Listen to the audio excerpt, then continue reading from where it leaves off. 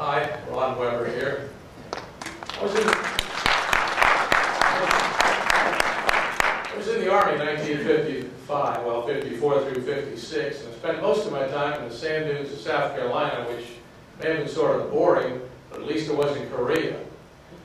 But in the late fall of 1955, I was privileged really, to go to what was called Army Information School, so I could learn how to do my desk job better.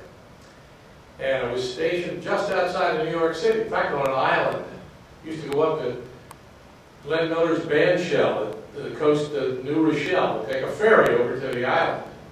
But on the weekends, it was, we could go to downtown New York. That's when I saw my first 4 or 5 National Hockey League games. It would have been one more, but I showed up on a Sunday night in the snow, very much like the scene right here.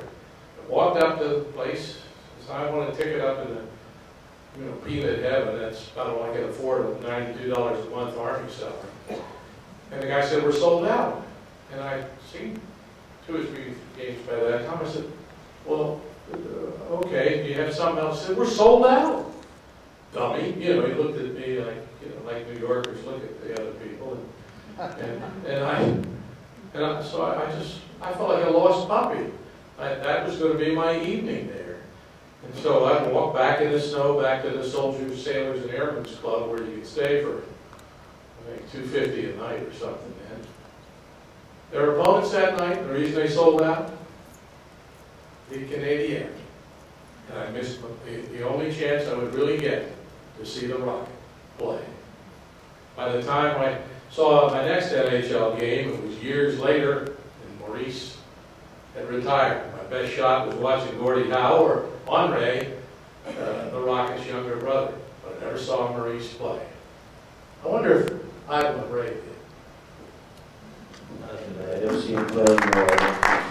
Thank you. I will tell you this, though, that when I was a young man growing up in my hometown of Sudbury, Ontario, Maurice Richard, he did come, and I say Maurice Richard, did come to town one day, and I just happened to be in a group where they were playing, and I got this autograph stick from Maurice Richard. He had given a whole bunch of kids that were there autograph hockey sticks, and I was one of them. And to this day, my son will not let me forget that I left that stick back home when I was very, very young. My mother moved out of the house, my brother bought the house. He asked me 20 years later, what do you want me to do with this stick? I said, you can keep it. So he did. And now he's given it to his son.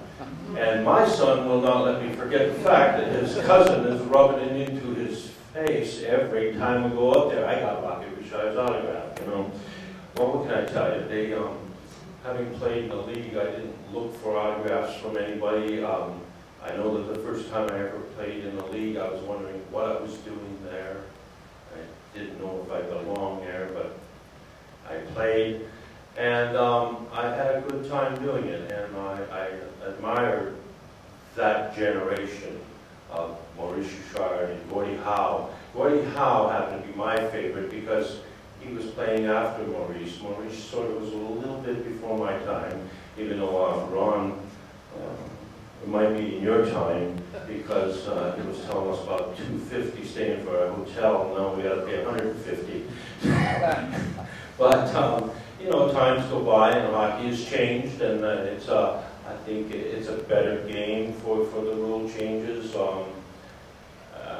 You don't like to see people get hurt like he did so often and get attacked like he did. At least I know I didn't like it. We did it a lot when I played, but I sure didn't like fighting. Nobody did, but we did it for whatever reason. Also, this was something that really surprised me because I always thought of those players as stars. I didn't think that they went through this kind of trials and tribulations, let's say, that they went through, but they did, just like all people do, I guess. So, hey.